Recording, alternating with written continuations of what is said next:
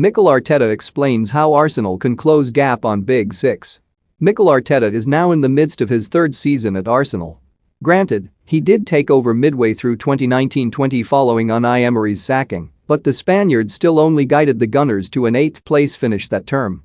2020-21 would then be Arteta's first full season at the helm, and with big signings such as Thomas Partey and Gabriel, fans were likely expecting a bit more from their side.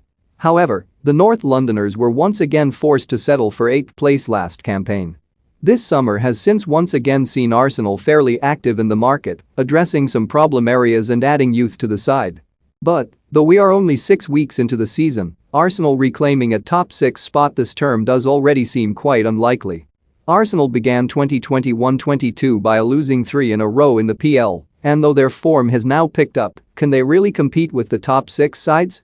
Arsenal do look to have recruited well in the summer, but so did all of the teams already ahead of them. Even Leicester City and West Ham, the two sides most likely to be knocked out of the top 6 by Arsenal, spent pretty well over the summer. So, how can Arsenal reclaim a spot in the Europa League or Champions League? Mikel Arteta was posed a similar question recently, being asked how his side closed the gap to the Big Six when other teams already ahead of Arsenal are making improvements, to which the Spaniard responded, well, first of all, understanding what the context is. So where the rivals are, what they've done to achieve what they've done, and what we have to do to get there. And then just focusing on your process and what you can control, because the rest is out of your hands.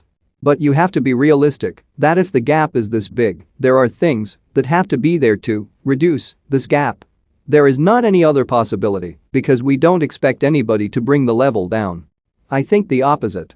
I think they will try to increase the level even more. Quotes via football.london. Leicester City vs Burnley betting tips preview.